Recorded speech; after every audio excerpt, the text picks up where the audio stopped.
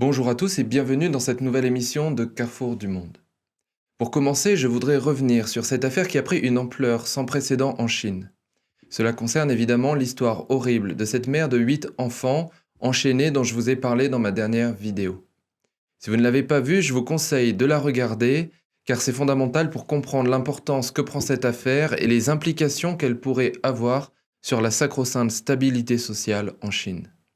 Alors en quelques mots, une femme enchaînée a été découverte et filmée dans un local insalubre par un internaute. Cette femme enchaînée pendant des années, mère de 8 enfants, a été enlevée et vendue quand elle était adolescente. Torturée pendant plus de 20 ans, les dents arrachées, la langue coupée, droguée par des médicaments, abusée sexuellement par le père de famille, son fils et les responsables locaux du parti.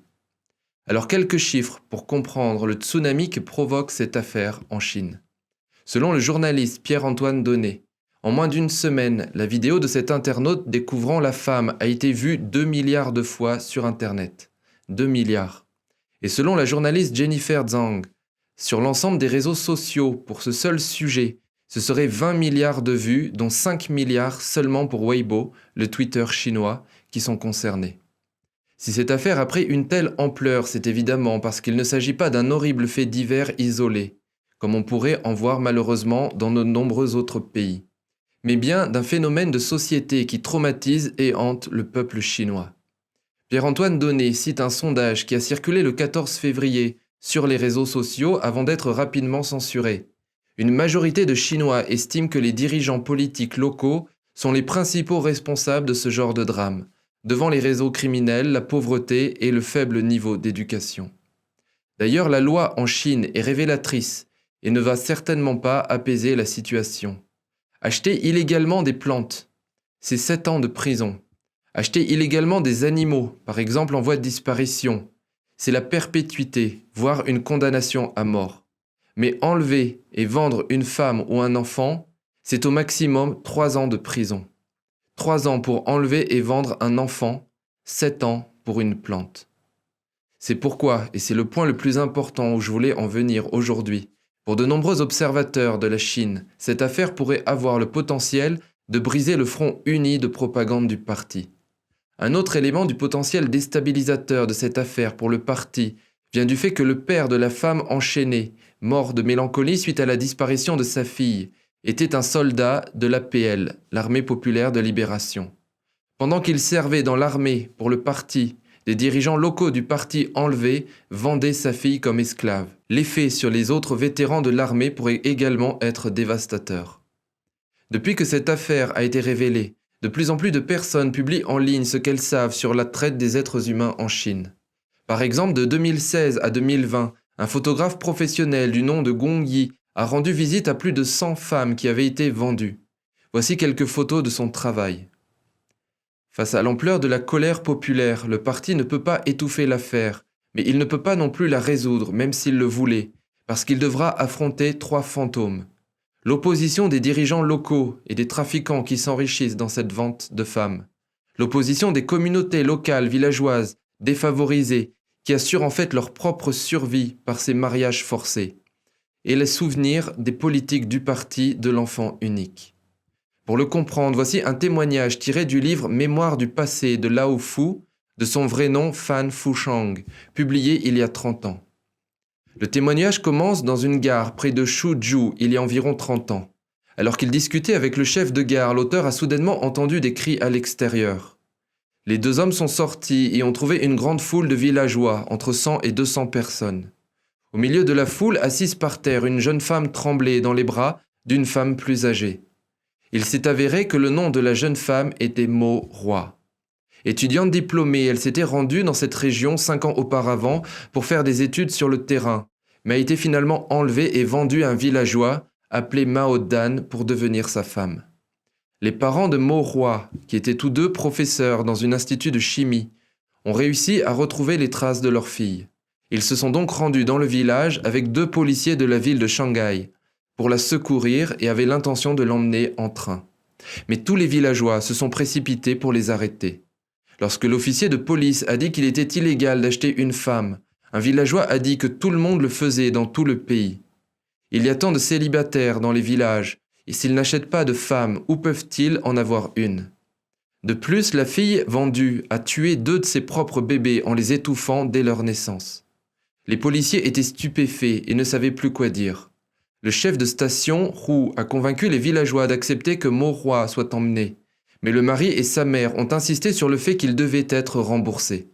Ils ont dit qu'ils avaient payé 800 yuan lorsqu'ils avaient acheté Mauroy il y a des années. S'ils laissent partir Mauroy aujourd'hui, ils doivent acheter une autre femme, mais les prix ont augmenté et sont passés à 2000 yuan.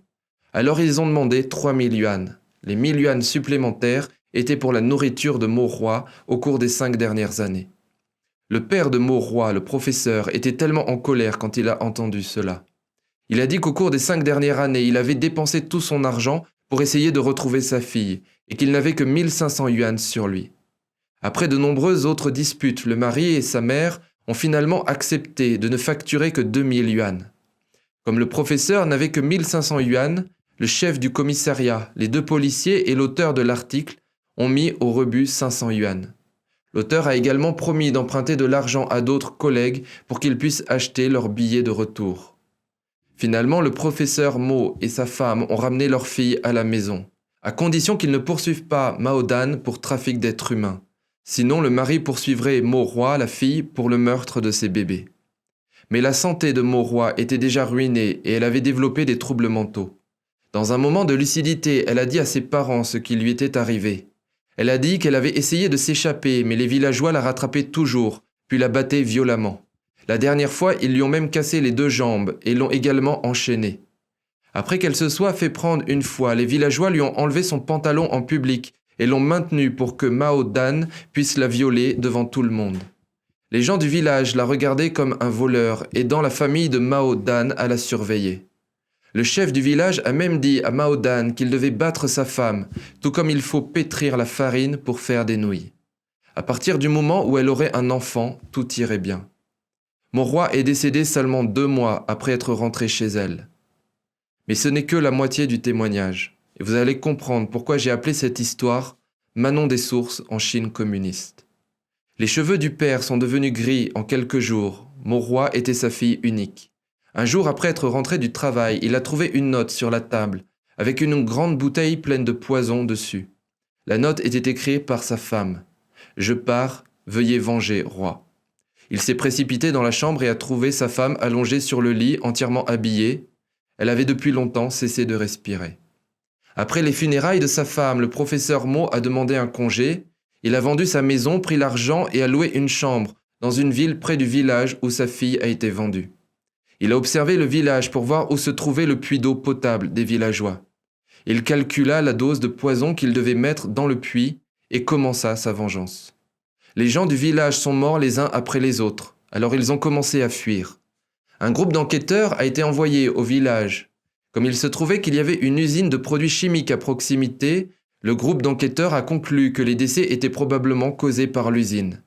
L'usine a été fermée, les villageois ont commencé à revenir. Mais les morts ont repris. Les villageois ont recommencé à fuir. Le chef du village est resté sur place pour coopérer avec le groupe d'enquêteurs, et finalement il est décédé. Après s'être assuré que le chef du village était décédé, le professeur Mo s'est rendu à la police et a tout avoué. Et c'est là que se termine ce témoignage. Maintenant, la colère du peuple exige une réponse, mais le pouvoir central va devoir affronter les 3 fantômes dont j'ai parlé. Les premières enquêtes locales ont été bâclées. Maintenant, une nouvelle enquête, au niveau régional, semble suivre le même chemin. Un mur de plusieurs kilomètres a été construit en quelques jours pour isoler la localité où la femme enchaînée se trouvait, afin d'arrêter les enquêtes indépendantes ou citoyennes. Ma Panyan est une blogueuse chinoise qui avait réussi à échapper à ses ravisseurs après avoir été vendue à l'âge de 12 ans en 2001. Pendant des années, elle a essayé de traduire les criminels en justice, malgré le harcèlement fréquent de la police. Le 11 février, alors qu'elle avait pris la parole pour défendre la femme enchaînée, mère de 8 enfants, la police lui a délivré une assignation à comparaître pour diffamation présumée et lui a demandé de se présenter au poste de police avant le 18 février à 17h. Donc tout laisse penser que le pouvoir fera ce qu'il peut pour enterrer l'affaire. Mais quelle que soit la manière dont le pouvoir central s'en sortira, s'il s'en sort, cette affaire laissera des traces importantes sur la société chinoise. Autre sujet. Aux États-Unis, l'avocat spécial John Durham a déposé certaines de ses conclusions auprès du tribunal du district de Columbia le 11 février. Le document judiciaire indique que l'équipe de campagne d'Hillary Clinton a espionné le Trump en 2016 alors qu'il était candidat républicain à la présidentielle et que l'espionnage a continué après que Trump soit devenu président en 2017. Suite à ces révélations, Devin Nunes, ancien président de la commission judiciaire du Congrès, a déclaré à Newsmax que les éléments de l'enquête de l'avocat spécial Robert Mueller devaient être publiés. L'enquête de Mueller n'avait trouvé aucune preuve d'un complot criminel entre la campagne Trump et des responsables russes lors de l'élection présidentielle de 2016. En mai 2019, Trump a demandé au procureur général William Barr d'entamer le processus de déclassification des dossiers liés à la surveillance de sa campagne puis de sa présidence.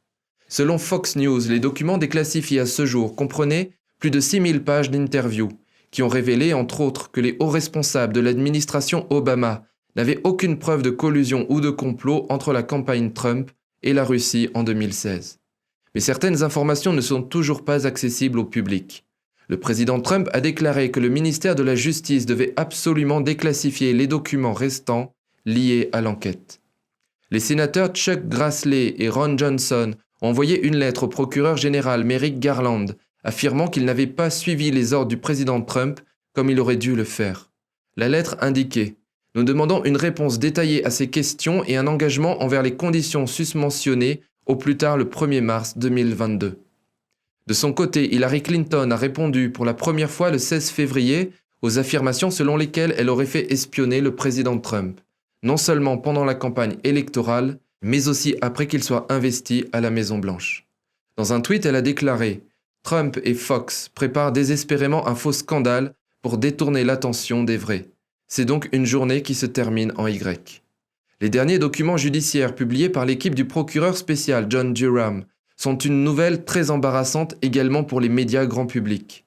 Ils ont nié les allégations d'espionnage sur Trump au cours des dernières années, tout en faisant la promotion sans aucune retenue, malgré de nombreuses incohérences, des accusations de collusion de Trump avec la Russie. Le 15 février, le Media Research Center a publié un article flashback remontant à 2019 qui rassemblait certains des mensonges des médias de gauche. Le New York Times a par exemple trouvé une très bonne excuse. S'il ne couvre pas la dernière bombe du procureur spécial Durham, c'est tout simplement parce que c'est trop compliqué à comprendre pour le public. Alors d'un certain côté, c'est vrai, c'est très compliqué.